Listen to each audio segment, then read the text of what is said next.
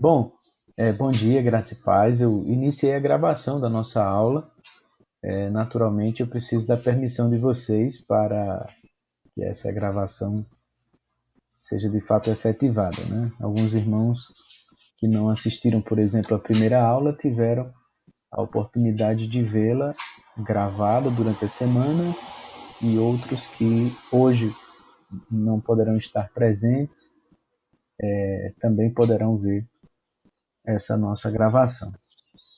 Então, com a permissão de vocês, já são 9 horas e 7 minutos, dia 28 de fevereiro de 2021. Nós vamos começar nossa exposição de hoje, contando aí com a presença do pastor Gilson para nos auxiliar. No meu layout aqui, eu fico apenas vendo os slides e acabo não vendo se vocês perguntam alguma coisa no chat ou algo do gênero. E aí preciso sempre do feedback de vocês a respeito de se os slides vão estar sendo passados, se vocês estão visualizando esses slides ou não, para ir me dando o retorno, ok?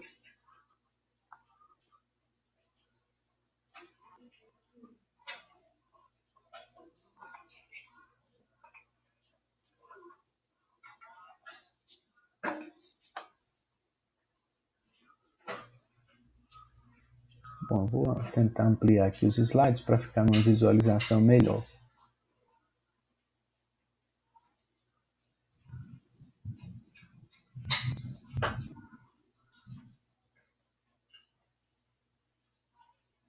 Eu não estou conseguindo ampliá-los aqui, tá? Por alguma razão. Opa, consegui.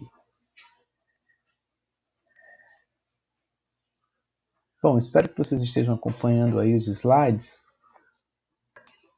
Sobre as revistas, alguns irmãos solicitaram, eu não tive ainda retorno da, da encadernação das revistas, tá? Para poder repassar para vocês, dizer que já estão prontas. Acho que é por isso que domingo passado Dilma solicitou para Expedito pegar a revista e não conseguiu, né? Por conta. As revistas eu acho que já estão todas impressas, mas elas precisam ser encadernadas. Por essa razão,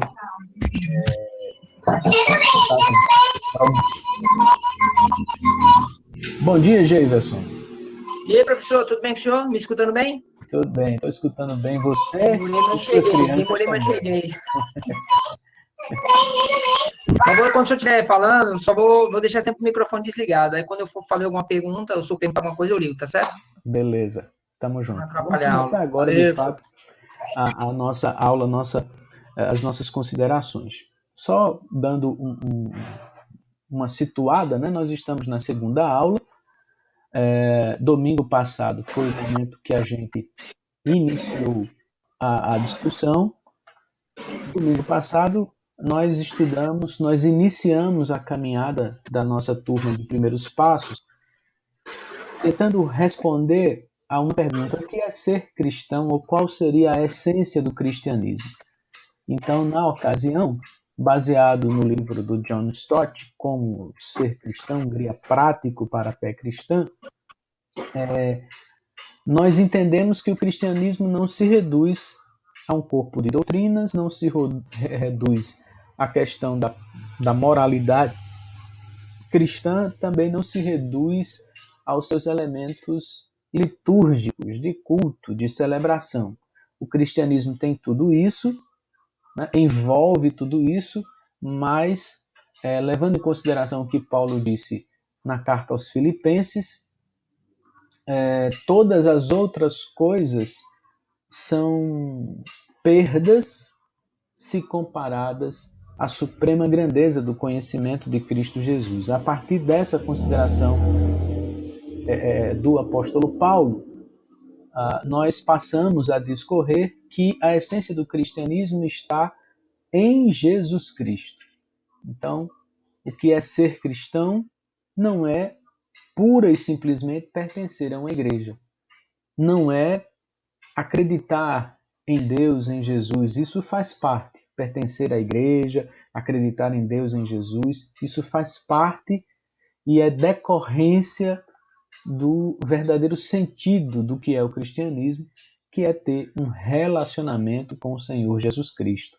É ter Cristo como amigo, é ter Cristo como Salvador e é ter Cristo como Senhor. Essas foram as considerações que a gente fez no domingo passado. Hoje a gente vai continuar nessa, vamos dizer assim, conceituação, né, do que é ser cristão, ou que está na essência do cristianismo. Muitas vezes, quando a gente está dentro da igreja, a gente se envolve numa acomodação ou num ativismo tal que acaba achando que essas nossas práticas, essas nossas atividades, elas vão definindo o caráter cristão. Mas aí a gente passa a correr o risco nesse pensamento de entrar no campo da mera religiosidade. Então, você vai definindo a sua vida cristã pela religiosidade, por suas práticas religiosas, ir à igreja, participar do ministério, cantar o louvor, assistir às pregações, liderar algum grupo e assim por diante. Tudo isso faz parte desse envolvimento do cristão na comunidade cristã, na igreja. E é muito importante tudo isso. Mas isso não pode ser a essência que supera o relacionamento da gente com Jesus Cristo. É ter Cristo como nosso amigo, é ter Cristo como Salvador, único e exclusivo, entendendo que a salvação é proporcionada exclusivamente por Ele, não são os nossos méritos que nos levam à salvação, mas a fé que a gente deposita em Cristo, no que Ele fez, então são os méritos de Cristo que são colocados ou atribuídos, imputados a nós, e por fim, ser cristão é entender que Jesus é Senhor da nossa vida, é Senhor da história, é Senhor dos acontecimentos. Veja, no final de Mateus, capítulo 28, tem uma passagem que é muito significativa e que a gente vai falando ao longo das aulas, que Jesus diz aos seus discípulos antes de subir aos céus: toda a autoridade me foi dada nos céus e na terra. Às vezes a gente ouve alguns versículos, né, e eles se tornam tão constantes que a gente pode até passar despercebido alguns elementos fortes e profundos que eles têm.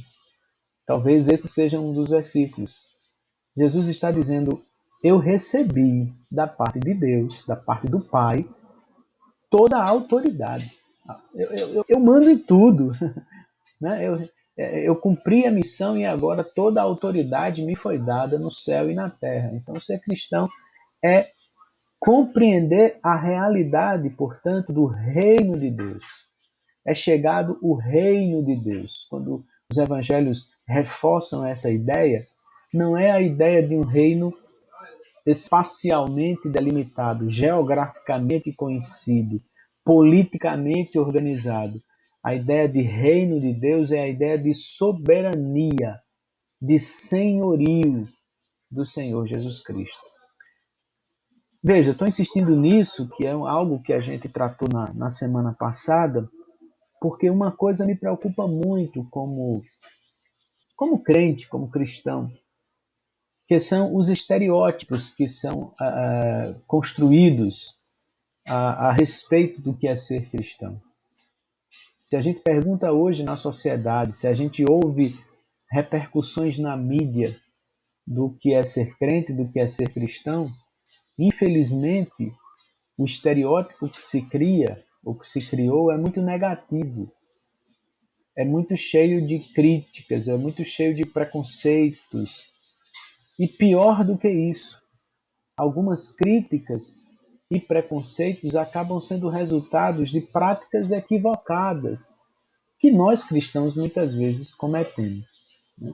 Então, ser cristão não é ser fundamentalista, ser cristão não é ser homofóbico, ser cristão não é ser alienado, ser cristão não é ser manipulado, não é ser bobo para dadismo na igreja. Isso não define o que é o cristianismo. Por mais que tenha irmãos caindo nas esparrelas desses erros, tá? Então, ser cristão é algo muito mais profundo e está diretamente relacionado com a presença de Jesus Cristo, né, no meio da igreja, na vida da gente, nesse relacionamento que a gente passa a estabelecer com Jesus Cristo, o Senhor. Caminhando, portanto, nessa Qual foi a passagem aí que o senhor citou, por favor? Só para anotar aqui a passagem que o senhor citou aí. de Mateus, capítulo 28, Foi esse aí que o senhor falou, né? Estava explicando agora, né? Mateus capítulo 28, né? a questão de toda a autoridade, você quer dizer? Não, o senhor citou aí uma passagem. Vamos na Bíblia, abra a Bíblia aí, ó, não sei se eu... O senhor falou agora aí. Achei Mateus 28, é só para anotar aqui. Eu falei um pouco antes de Mateus 28, acho que é o capítulo 16 ou 17, toda a autoridade me foi dada no céu e na terra. É essa passagem aí, tá? A gente citou Filipenses da aula passada, né? Mas já está registrado. Nessa segunda aula, continuando nessa ideia do que é ser cristão ou qual é a essência do cristianismo, a gente coloca algumas perguntas motivadoras da discussão no início e três perguntas, basicamente. Ser cristão é simplesmente pertencer a uma igreja? O que deve marcar a vida de um crente? E o que significa arrepender-se no contexto cristão? A gente vai tentar responder a esses questionamentos na aula de hoje.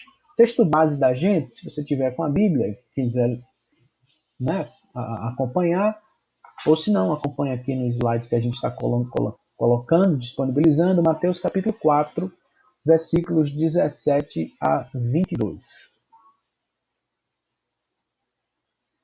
Mateus capítulo 4, versículos 17 a 22. Diz assim o texto.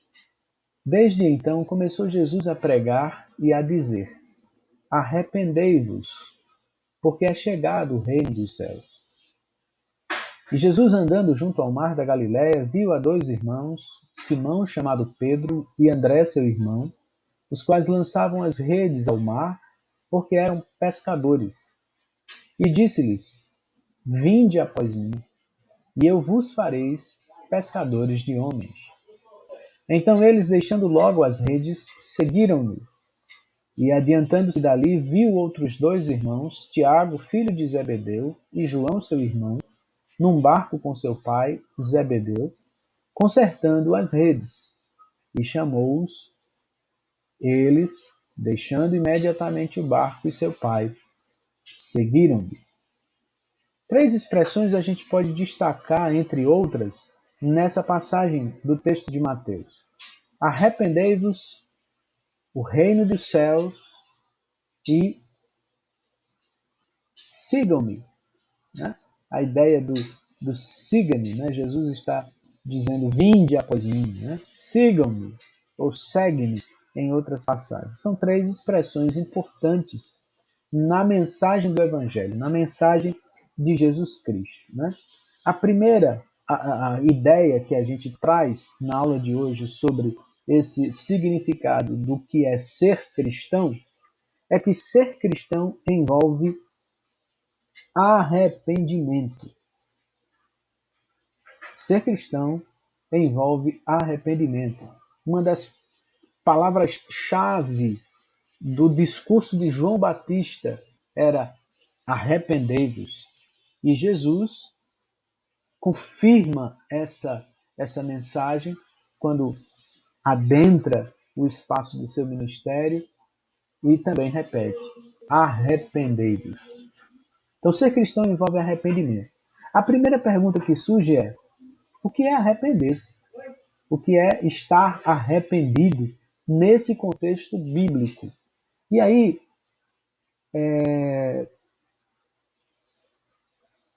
o primeiro esclarecimento que a gente pode trazer é que arrependimento não é sinônimo de tristeza.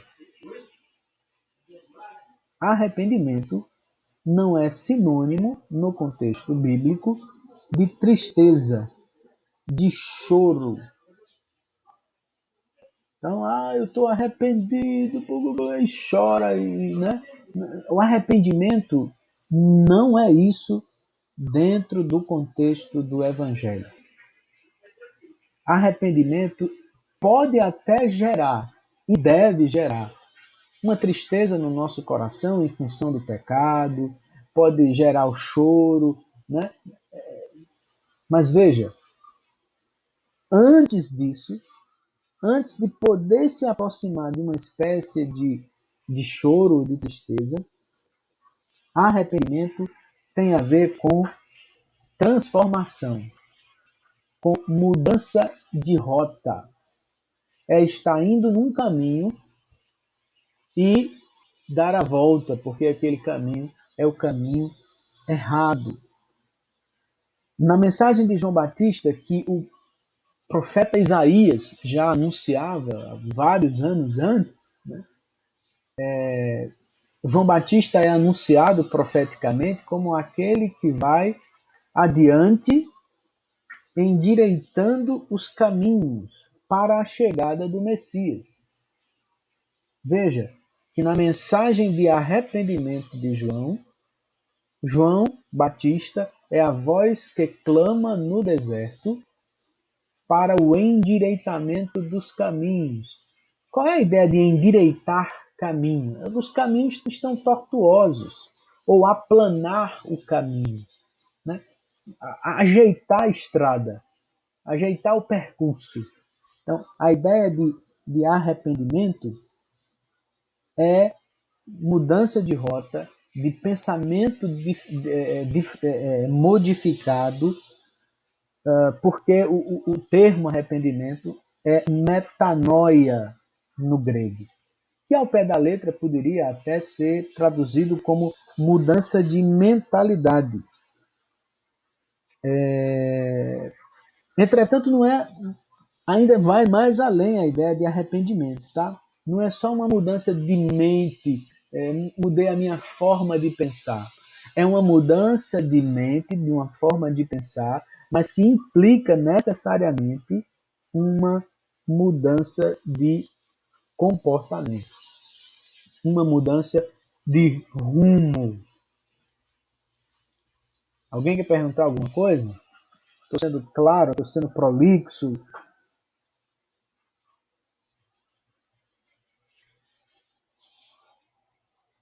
Acho que vocês adormeceram, exceto o Jameson que eu estou vendo aqui, né?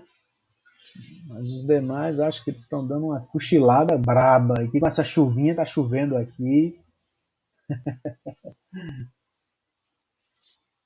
Opa, Gil está conosco. Eu não tinha visto que o Gil estava presente aqui. A minha tela está bem reduzida.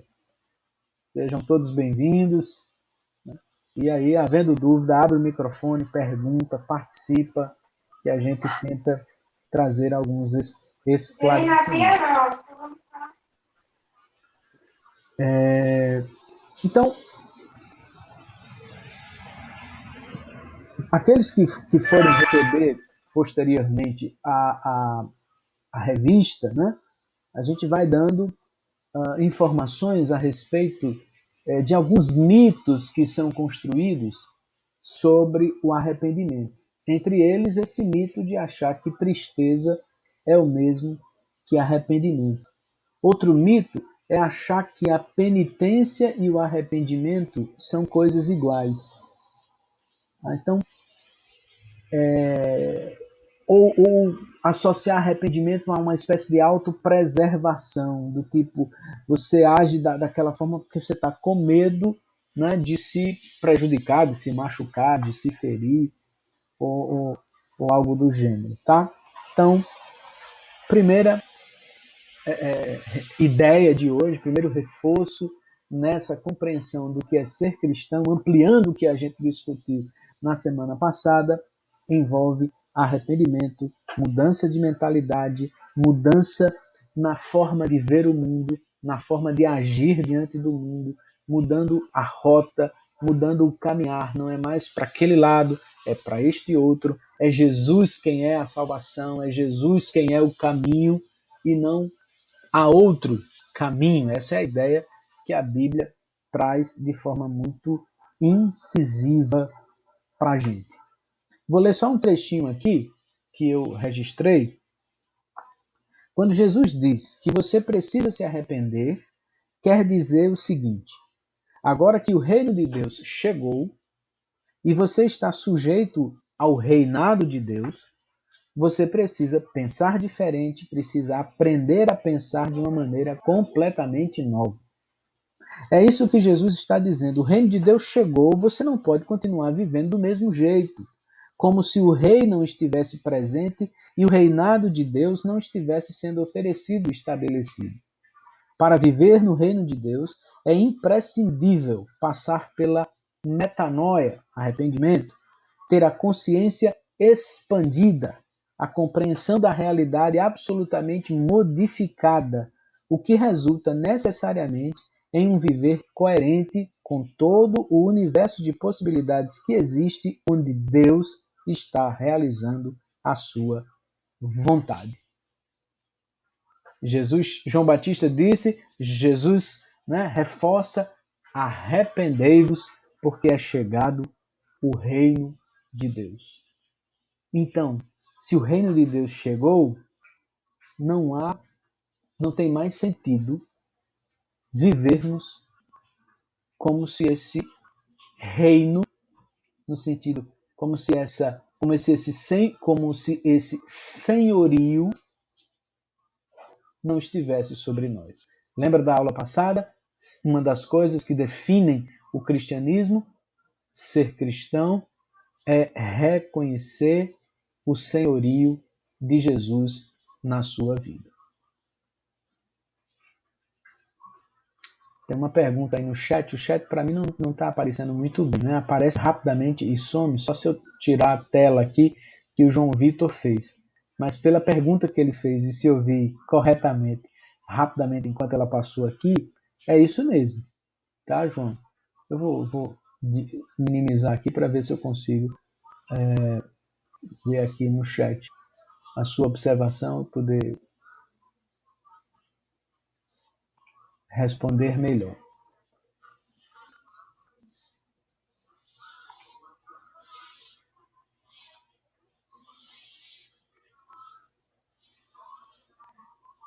A metanoia seria passar a pensar, desejar e agir conforme as Sagradas Escrituras? Eu creio que sim, João. Eu creio que a ideia é essa mesmo, né? Então você capta o sentido de que o arrependimento, a metanoia, não é um remorso puro e simplesmente, né? Você está arrependida. A ideia comum que a gente tem de arrependimento é uma ideia associada a remorso, a tristeza. A pessoa, estou arrependido, eu não vou fazer mais isso, não. Mas veja que a ideia de metanoia é associada a uma mudança de mentalidade.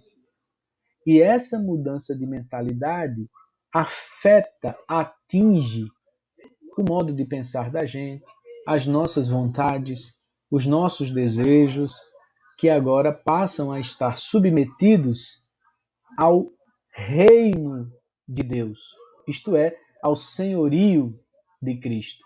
Por isso que a expressão está junta, né? Arrependei-vos, porque é chegado o reino de Deus. Né? Então, a ideia de agir está presente também como decorrência do conceito de metanoia, como decorrência do conceito de arrependimento. Muito boa participação aí do João Vitor, que chegou hoje na nossa sala, né, conversou com o pastor Gilson e está conosco aqui já participando com brilhantismo.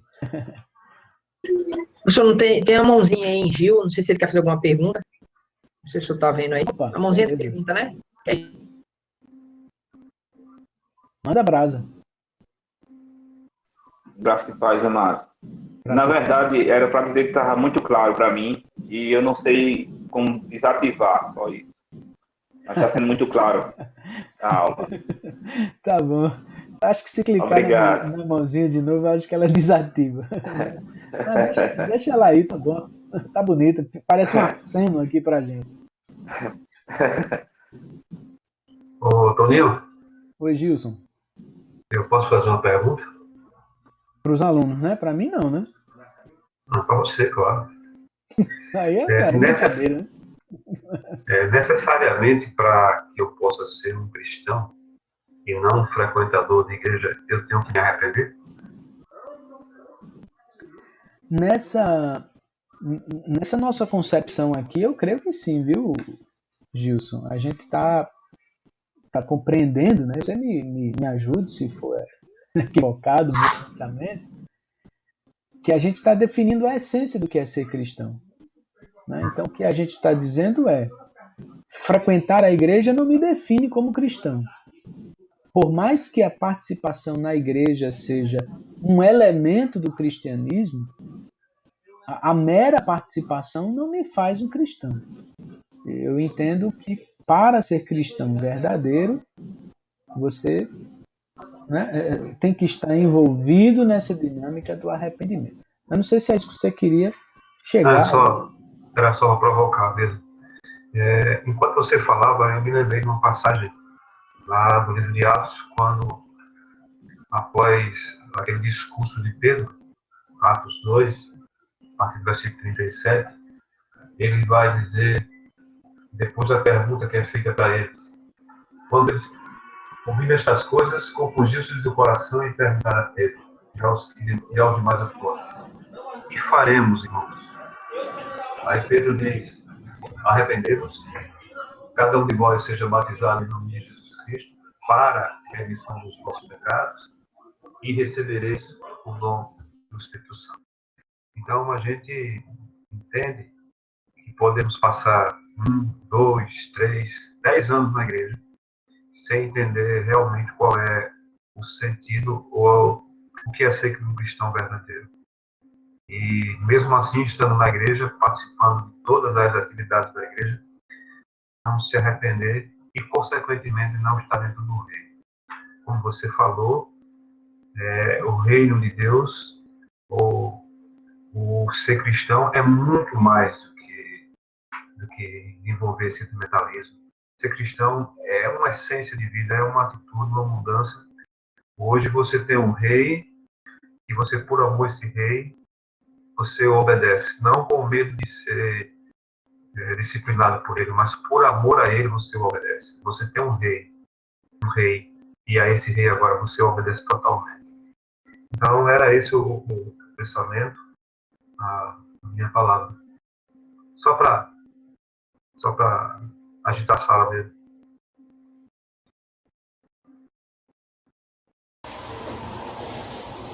Ok, muito bom. É isso. Professor e pastor Gilson está sempre aqui conosco, ampliando muito bem a discussão. Eu queria só deixar uma observação, é que há um barulho externo aqui muito grande, tá? No meu ambiente. Então vocês podem estar ouvindo de vez em quando carro de som, o carro do gás, gente conversando, barulhos e mais barulhos. Espero que não atrapalhem tanto essa nossa caminhada. Segunda observação a respeito do que é ser cristão, segunda observação nesse contexto da nossa aula de hoje, né? Se o slide aqui me ajudar. Ser cristão é ser seguidor de Jesus e imitador de Cristo. Na passagem do evangelho que a gente leu, Jesus inicia a sua fala com arrependei-vos porque é chegado o reino de Deus, e passando pelas pessoas, ou por algumas, que vão se tornar seus discípulos, ele faz um convite, vamos dizer assim. Segue-me. O que é ser seguidor de Jesus? O que é ser imitador de Cristo? Veja o quanto isso é também muito forte, também significativo.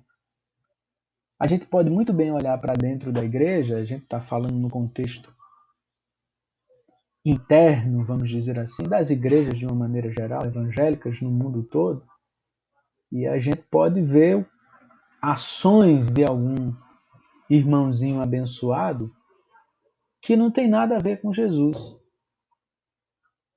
Né? Talvez ele não tenha compreendido ainda, né, o X da coisa, né, a essência da coisa. Né?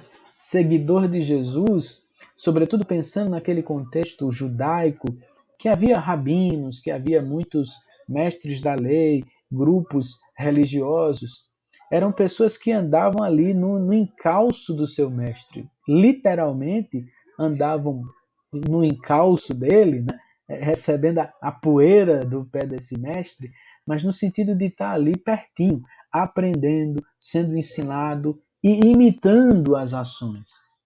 Então, é um pouco nesse sentido, né, também que há essa ideia de ser seguidor de Jesus, imitador de Cristo. Como é que eu vou imitar Jesus se eu não o conheço? Se eu não ando pertinho dele? Se eu não estou ali seguindo? Né? Então, o nosso alvo é Cristo.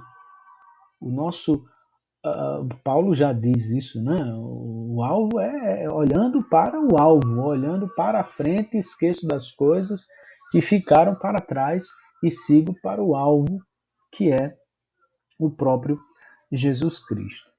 A expressão cristãos foi usada pela primeira vez, segundo o registro de Atos, capítulo 11, versículo 26, na cidade de Antioquia.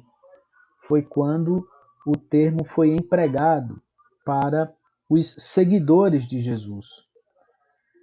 O termo, muita gente traduz a ideia desse termo cristão como sendo a tradução de pequeno Cristo.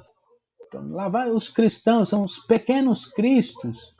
É uma ideia que ganha força tradicionalmente, mas não se tem muita, né, firmeza de que a ideia era essa mesmo. Com certeza, segundo Champlin, que é um estudioso da Bíblia, do texto grego e por aí vai, o termo Cristo foi tomado como nome próprio e não como título que era, Messias, né?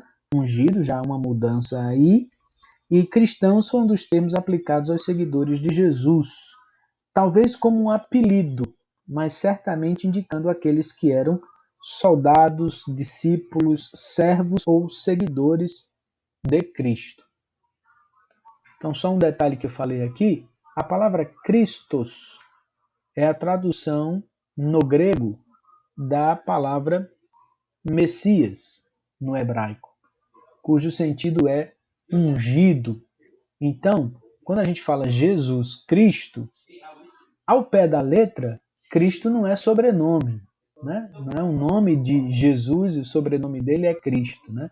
A ideia é Jesus o ungido, Jesus o Messias, Jesus o enviado por Deus. Entretanto, passou-se a ter essa ideia de tomar a expressão Cristo como se fosse um nome próprio. Já nessa época, já aqui em Atos, capítulo 11, versículo 26, que eu falei para vocês, porque eles são seguidores de Cristo, né? São seguidores deste homem, são seguidores deste ungido, desse Messias aqui. Ok? Mas, voltando ao cerne. O Atos, o que você disse aí? Qual a passagem? Atos? Atos 11 e 26. É quando os Perfeito. cristãos são chamados pela primeira vez, dentro do Novo Testamento, de cristãos. Aliás, é uma expressão que só ganhou força depois, tá? Com a história da igreja. Uma das primeiras expressões que eram empregadas para os seguidores de Cristo eram aqueles que são do caminho.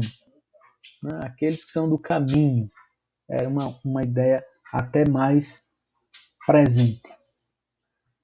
Detalhe: ser cristão não é apenas, vamos dizer assim, mudar de um status jurídico. Deixa eu tentar explicar isso aqui. A gente diz muito, e é muito comum, e é nossa esperança, inclusive, de que a gente está livre da condenação eterna, tendo os nossos pecados perdoados. Beleza, tá certo. Mas não é só isso. Se a gente parar aí, na prática a gente pode cair em algumas esparrelas. Ou seja, eu estou livre, não estou mais condenado, o meu status jurídico, que antes era de condenação, passou a ser de absolvido, livre da condenação. Beleza, correto. Também não é apenas uma mudança de status geográfico. Eu sou cidadão do céu. Minha garantia agora é: vou para o céu. Sou cristão, vou para o céu, e quem não é vai para o inferno. Há também essa expectativa, essa esperança e essa certeza, vamos dizer assim também, mas se a gente parar nessas mudanças de status jurídico e geográfico, a gente pode deixar de levar em consideração o que é ser seguidor de Cristo aqui na terra, entre os homens, no meio da sociedade. Imitar a Cristo não é sentar e ficar dizendo: agora eu estou salvo, agora eu vou para o céu, cruzei meus braços, eu botei os braços na cabeça e o resto que se exploda. Né? Não. Envolve transformação de vida na realidade presente por meio da ação do Espírito Santo de Deus. Quem é que vai promovendo essa imitação de Cristo? Quem é que vai nos colocando nessa condição de nos fazer mais parecidos com Cristo? Esse é o grande alvo do cristianismo. A ação do Espírito Santo de Deus. Ser cristão envolve arrependimento, é ser seguidor de Jesus, imitando Cristo, tornando-se como Cristo, por meio da ação do Espírito Santo na vida da gente. Sozinho, a gente não chega à salvação, porque a salvação não é pelos nossos méritos. Sozinho, a gente não entra no processo de santificação, de imitação de Cristo, porque se o Espírito Santo não estiver conosco, meu amigo, a batalha vai ser vã, vai ser perdida. Ok? Ser cristão é viver em Cristo e ser achado nele. Tem algumas passagens bíblicas que você pode anotar aí. Filipenses 3:9, que a gente leu na semana passada. Colossenses 2:6 e 7. Gálatas 2:20. Filipenses 3:9.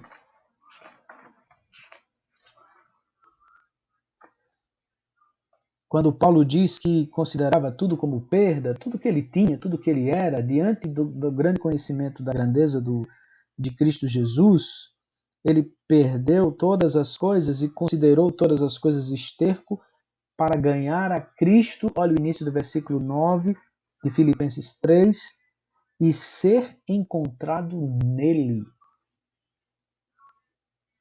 Esse negócio é mais profundo, hein? Ser cristão é ser encontrado em Cristo. Ou noutros termos que o próprio Paulo utiliza, Colossenses 2:6 a 7. Portanto, assim como vocês receberam a Cristo Jesus, o Senhor, continuem a viver nele, enraizados e edificados nele, firmados na fé como foram ensinados, transbordando de gratidão.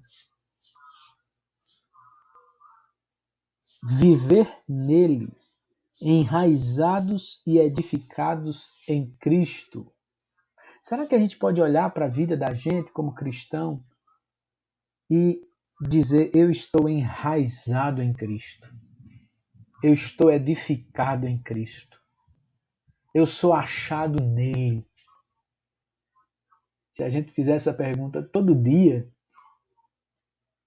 a gente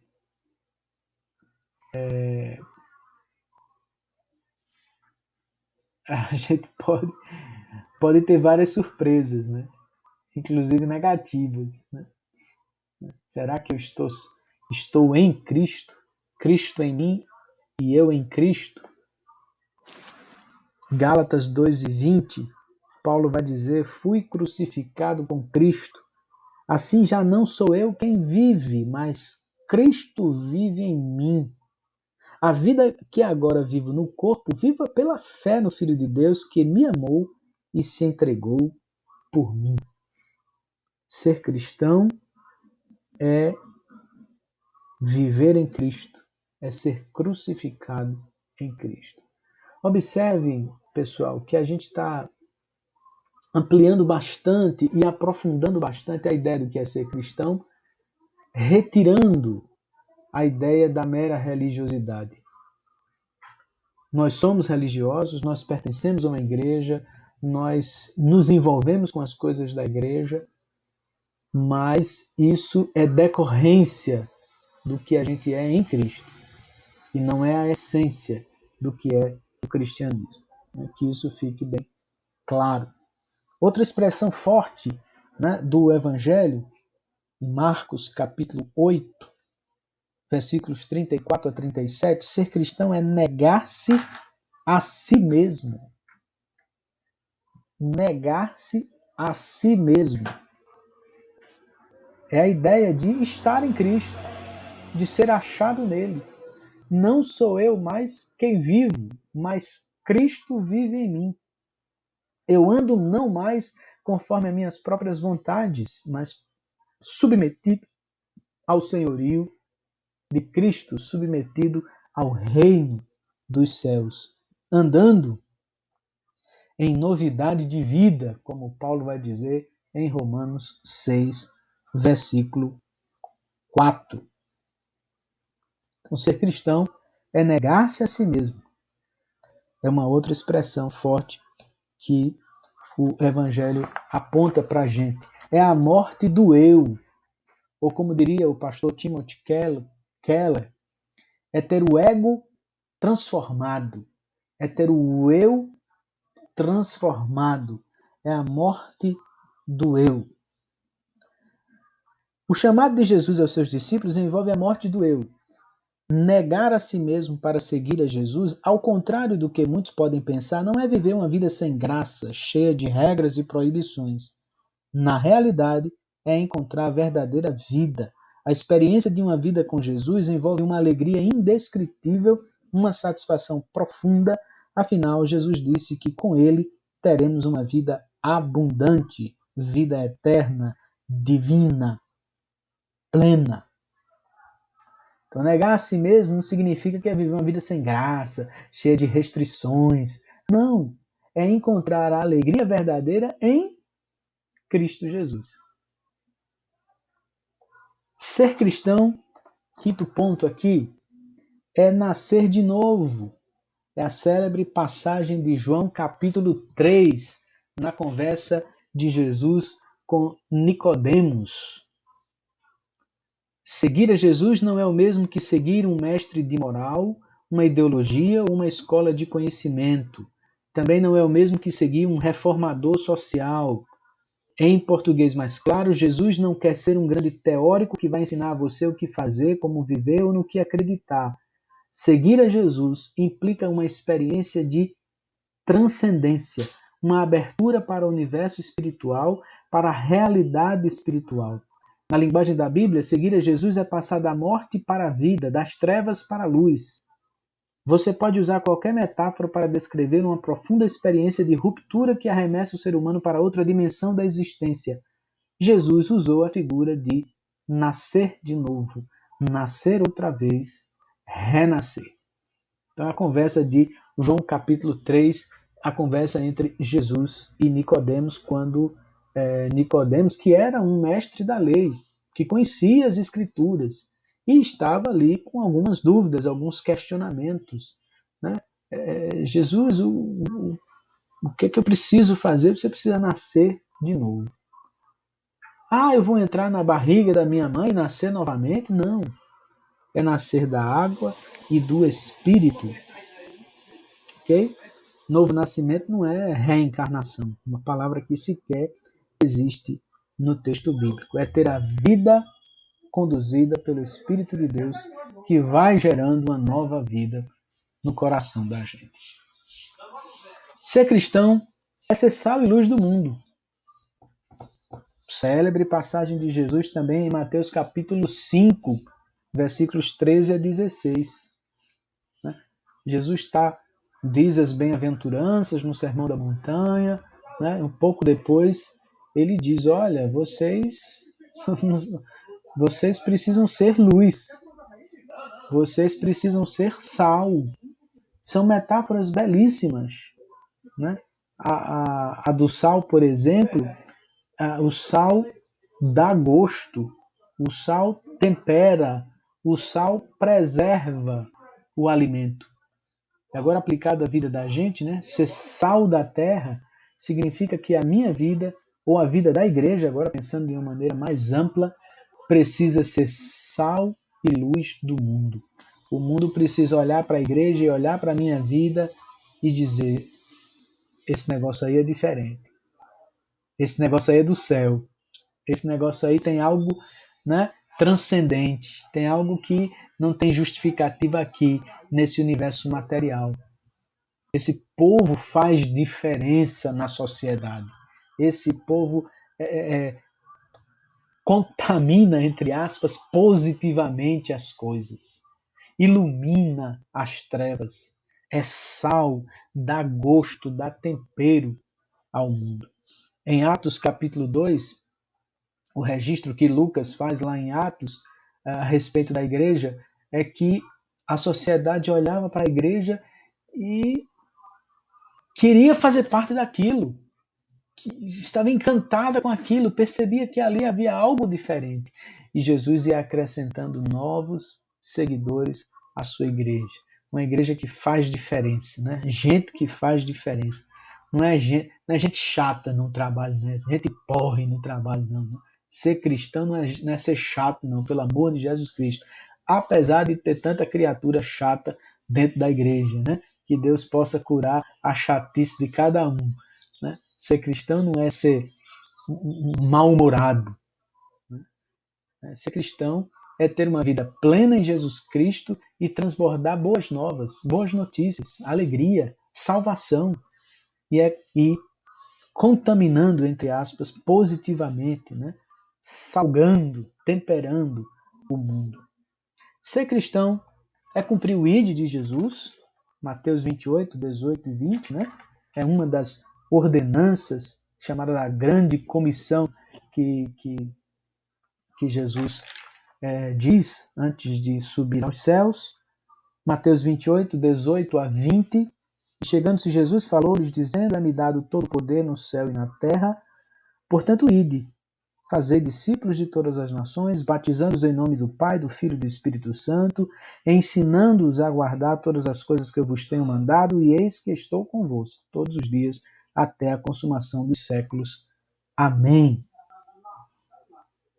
Ide. No grego é mais a ideia do indo, né? É algo no gerúndio aqui no português da gente, né? Indo, né? Andando, caminhando, agindo. Fazendo o que nesse agir? Fazendo discípulos, batizando-os em nome do Pai, do Filho e do Espírito Santo, ensinando. É tarefa da gente como cristão promover esse anúncio do Evangelho, promover novos discípulos, engajá-los na comunidade cristã, ensiná-los. Né? Faz parte dessa comissão de Jesus a escola bíblica. Essa ideia do ensinando-os, do discipulamento. Ser cristão é cumprir o ID de Jesus. Ser cristão para a gente fechar as considerações da aula de hoje, é viver em comunidade e serviço. A gente vai ter, lá no finalzinho da nossa revista, 2 lições falando sobre igreja.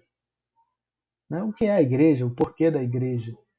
Mas já agora a gente está antecipando, olha, ser cristão não pode descartar a igreja. Não existe cristão sem igreja.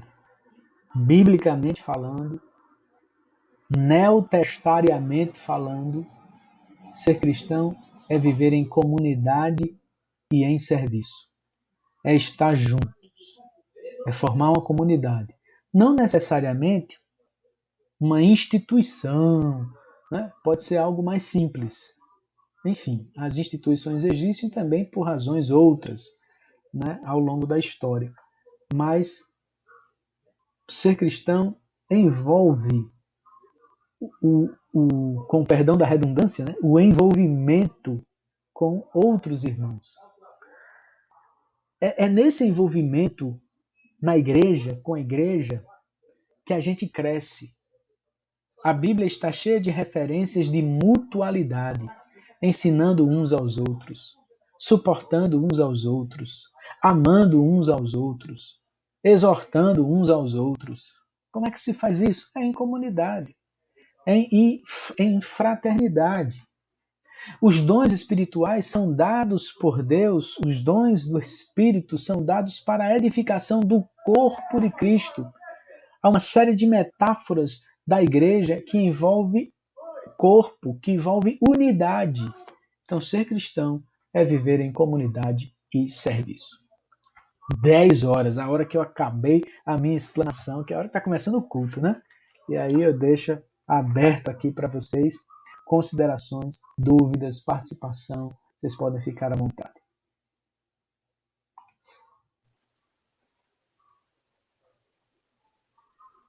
Professor, o senhor vai estar com essa aula de hoje gravada também, disponível? Vai, a gente conseguiu gravar sim. Pronto, porque minha esposa ela está na campanha de vacina, vacinando idosos acamados, aí quando chegar para ela assistir. Foi, ela Só mandou isso. um recadinho no grupo e No grupo, né? foi, inclusive perguntou se a gente ia gravar, né?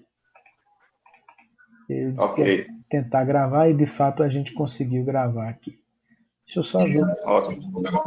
Professor, deixa eu tirar uma dúvida bem simples aqui. Quando a gente diz assim, seguir os caminhos de Deus, seguir os caminhos de Jesus, é a mesma coisa ou são coisas diferentes?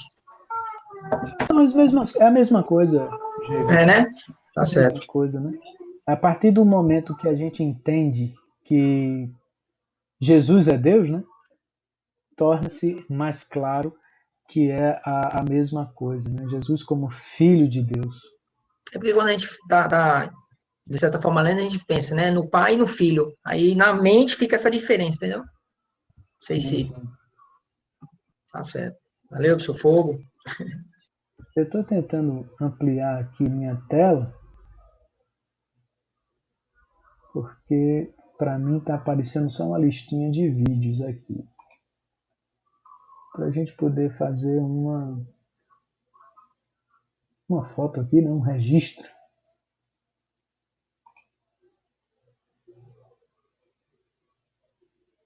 Mas estou meio enrolado aqui.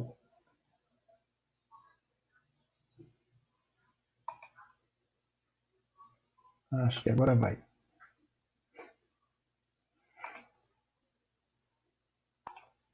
Eu vou interromper a gravação, tá? Que aí a gente fica mais à vontade